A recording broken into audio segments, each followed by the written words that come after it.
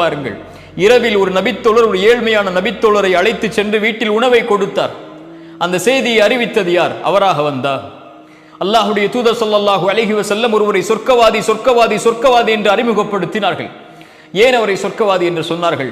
நபித்தோழர்களுக்கு முன்னால் அவர் அப்படி வாழ்ந்து காட்டினாரா? மறைவில் அவர் உள்ளத்தில் ஒரு செயலை நினைத்தார், யாருக்கும் என் உள்ளத்தில் கெடுதல் இல்லை, யாரை பற்றிய தவறான எண்ணமும் இல்லை என்ற செயலை உள்ளத்தில் வைத்திருந்தார். அல்லாஹ் அங்கீகரித்தான், நபிக்கு அறிவித்தான். குர்ஆனுடைய ஹதீஸுடைய செய்திகளை எடுத்து பாருங்கள். அல்லாஹ் ஒரு நாய்க்கு தண்ணீர் கொடுத்த நபரை ஹதீஸில் வைத்திருக்கிறான். ஒரு முள்ளை அகற்றிய நபரை அல்லாஹ் ஹதீஸில் வைத்திருக்கிறான். அல்லாஹ் ஒரு மரத்தை பாதைக்கு இடையூறு தருவதற்காக வைத்திருந்த மரத்தை வெட்டி வீசியவரை அல்லாஹ் ஹதீஸில் வைத்திருக்கிறான்.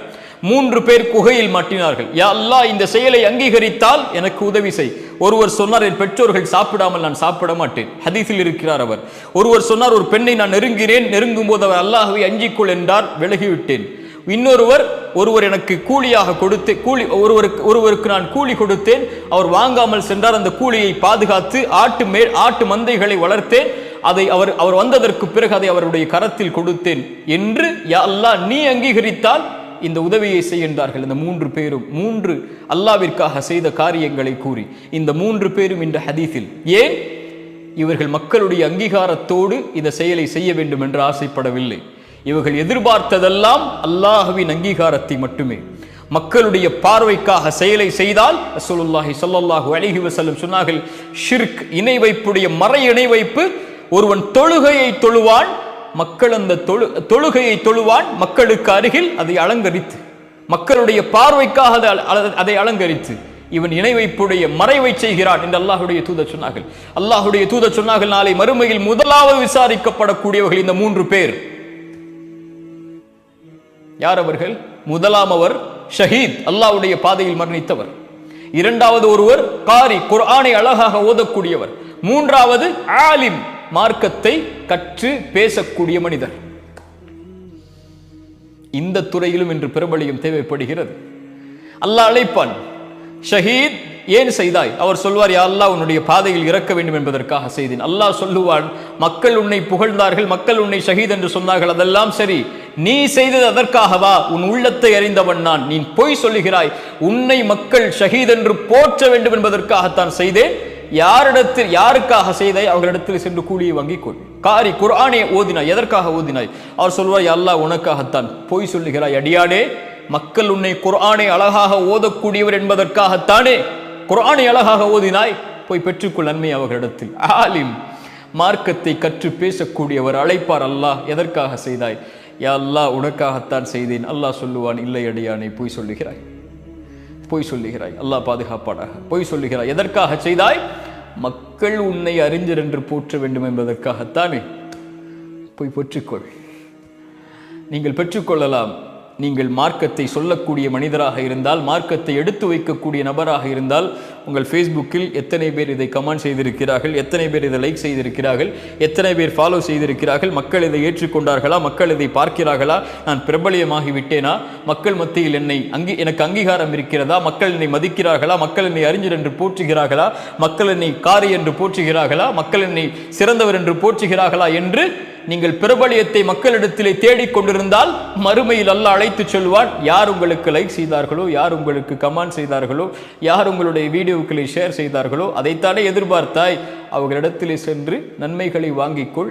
என்னிடத்திலே எதுவும் இல்லை, எனக்காக நீ எதையும் செய்யவில்லை என்று.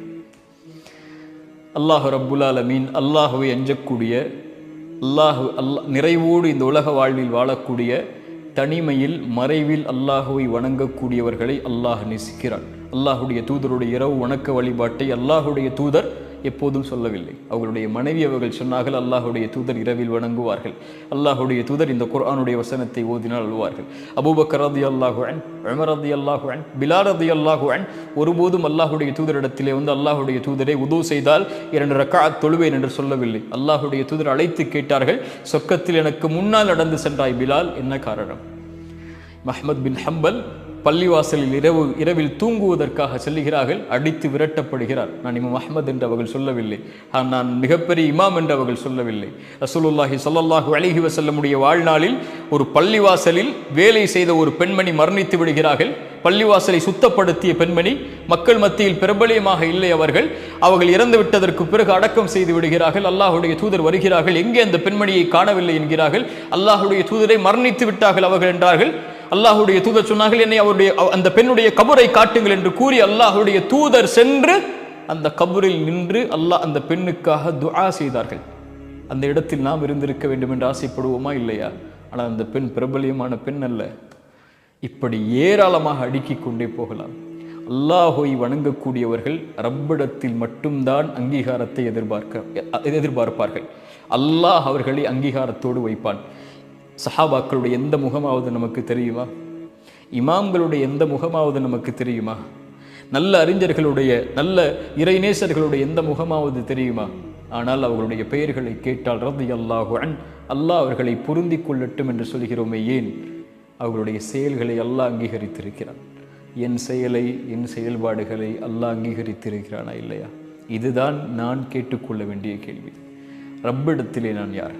மனிதர்களிடத்திலே நான் யாராக வேண்டுமானாலும் இருக்கலாம். இன்று போற்றுபவர் நாளை தூற்றலாம், இன்று கண்ணியப்படுத்துவர் கண்ணியத்தை இறக்கலாம், இன்று பின்பற்றுபவர் நாளை தூக்கி எறிந்து செல்லலாம். இவர்களுடைய எந்த அங்கீகாரமும் நிரந்தரமானதல்ல.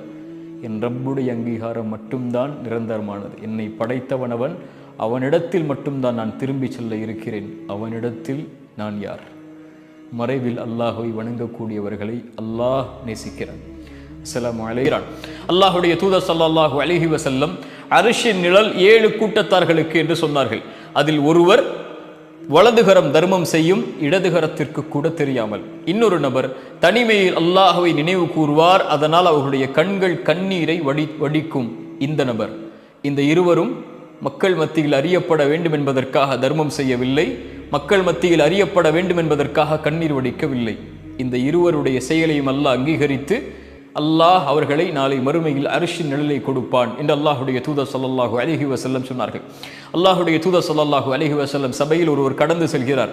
நபித்தோழர்களை பார்த்து அல்லாஹுடைய தூதர் கேட்டார்கள், இந்த மனிதரை பற்றி என்ன சொல்கிறீர்கள்? நபித்தோழர்கள் சொன்னார்கள், அல்லாஹ்வின் தூதரே, இவர் மிக கண்ணியமிக்கவர். இவர் பெண் கேட்டால் கொடுத்து விடுவார்கள், இவர் சாட்சி சொன்னால் ஏற்றுக்கொள்வார்கள். அல்லாஹுடைய தூதர் ஸல்லல்லாஹு அலைஹி வஸல்லம் மௌனம் காத்தார்கள். இன்னொரு நபர் கடந்து சென்றார். அல்லாஹுடைய தூதர் அவரை பார்த்து கேட்டார்கள், ஏழ்மையுடைய தோற்றத்தில் இருக்கக்கூடிய நபரை பார்த்து, இவரை பற்றி என்ன சொல்கிறீர்கள் என்று. நபித்தோழர்கள் சொன்னார்கள், யா ரசூலல்லாஹ், இவர் கண்ணியம் இல்லாதவர். இவர் பெண் கேட்டால் யாரும் கொடுக்க மாட்டார்கள், இவர் சாட்சி சொன்னால் யாரும் அங்கீகரிக்க மாட்டார்கள். அல்லாஹுடைய தூதர் ஸல்லல்லாஹு அலைஹி வஸல்லம் சொன்னார்கள், நீங்கள் யாரை கண்ணியமற்று பார்த்தீர்களோ அந்த ஏழ்மையுடைய தோற்றத்தில் இருந்த, பெண் கேட்டு கொடுக்கப்படாத, சாட்சி கூறி ஏற்றுக்கொள்ளப்படாத இந்த நபர் சிறந்தவர். நீங்கள் கண்ணியமோடு பார்த்த அந்த நபர் உலகமெல்லாம் நிரம்பி இருந்தாலும் சரி. அல்லாஹுடைய தூதர் ஸல்லல்லாஹு அலைஹி வஸல்லம் மேலும் சொன்னார்கள், அடியானுக்கு சொர்க்கம் உண்டாகும். அவன் யார்? வேகமாக குதிரையில் பரட்டை தலையோடு முகமெல்லாம் தூசி படிந்த நிலையில் போர்க்களத்தில் உள்ளே நுழைகிறான். முதல் வரிசைதான் அனுமதி கிடைக்கிறது, நிற்கிறான். கடைசி வரிசைதான் அனுமதி கிடைக்கிறது, நிற்கிறான். சாட்சி சொல்லுகிறான், நிராகரிக்கப்படுகிறது. உதவி கேட்கிறான், மறுக்கப்படுகிறது. ஆனால் அந்த போர்க்களத்தில் நிற்கிறான். ஏன்? இவன் வந்தது அல்லாஹ்விற்காக, முதல் வரிசைக்காக அல்ல, கடைசி வரிசைக்காக அல்ல, அங்கீகாரத்திற்காக அல்ல, சாட்சி கூறி ஏற்றுக்கொள்ளப்பட வேண்டும், உதவி கேட்டு ஏற்றுக்கொள்ளப்பட வேண்டும் என்பதற்காக அல்ல. இவன் எது கிடைத்தாலும் எது கிடைக்கவில்லை என்றாலும், யார் போற்றினாலும் யார் போற்றவில்லை என்றாலும், யார் அவனுடைய சாட்சி அங்கீகரித்தாலும் யார் உதவி செய்தாலும், எந்த அங்கீகாரத்தை அவனுக்கு அந்த இடத்தில் கொடுத்தாலும் கொடுக்கவில்லை என்றாலும் நிற்பான். யாருக்காக? யாருக்காக? அல்லாஹ்விற்காக. இந்த அடியானுக்கு சொர்க்கம் உண்டாகும். இந்த நபிமொழிகள் எல்லாம் எதை சொல்லுகிறது? மக்கள் மத்தியில் பிரபலியத்தை விரும்பக்கூடியவர்கள் மத்தியில் அல்லாஹ்விடத்தில் அங்கீகாரத்தை எடுத்துக்கொள்ளக்கூடிய நபரை அல்லாஹ் நேசிக்கிறான். அல்லாஹ் அவர்களைத்தான் அங்கீகரிப்பான். உலகமெல்லாம் உங்களை அறிந்தால் என்ன? உலகமெல்லாம் உங்களை பின்தொடர்ந்தால் என்ன? உலகமெல்லாம் உங்களை போற்றி புகழ்ந்து உயர்ந்த தரத்தில் வைத்தால் என்ன? அல்லாஹ்விடத்திலே நீங்கள் யாரோ அதுதான் இந்த உலக வாழ்விலும் மறு உலக வாழ்விலும் முடிவு.